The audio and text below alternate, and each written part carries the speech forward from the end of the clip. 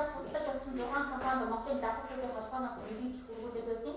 Мэдээлэлд 4 газар хариу гаргасан байна. За одоо дагуулс хотын удирдлагууд болон ерөнхий сайдаас шийдвэр авах хүлээж байна. Төрийн орон нийтийн хэлцүүлэг хийж байсан Пака аврыг залуусын хөдөлгөөнийхөн тодорхой үйлдвэрлэлд хүрчээ.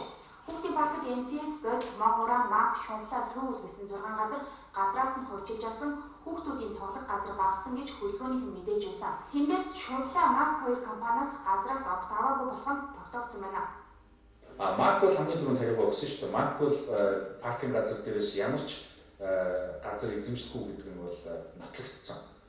Дээрээс нь Шунглаа компани эзэмшиж байгаа газар бол анхнаасаа паркинг газарт ороогүй газар Шунглаа компани үлдэж авч тэндээс шатхуун төгөө станц байгуулагдсан байна гэдэг нь бол хотын захиргаанаас ирсэн бичиг баримтуудаар бол тогтоогдсон. Тэгэхээр бол энэ паркинг аврыг гэдэг хөдөлгөөний дотор байж байгаа компаниас Мак компани, Шунглаа компани хоёр бол одоо хасагдж байна гэж ингэж ойлгох хэрэгтэй.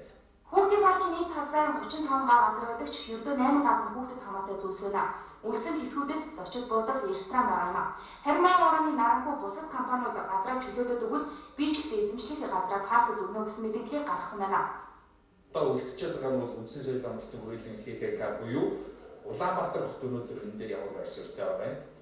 Бод групп ямар байр суурьтай байгаа юм бэ гэдэг нь бол өнөөдөр асуулт хэвээрээ байна. Тийм учраас бид нар Монгол Улсын ерөнхий сайд Улаанбаатар хотын захирагч хоёрт хандаж энэ асуудлыг маш их анхаарал хурдан байр суурьд хэлээч би энэ хэвлэлийн бодлогоор дамжуулж хандж байгаа.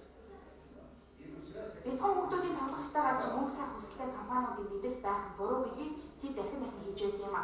Ийхүү тэдний ажил эзнээсээ үр дүнгээ өгч байна. Харин одоо нийслэлийн хэмжээ болоод хууль баталдаг эрхмүүд энэ асуудалд анхаарлаа хандуулахыг Монголын хүүхэд залуусын төлөөс хүсэж бас шаардаж байна. Тэд ерөнхий сайдд энэ хүсэлтэд хүргүүлсэн байна.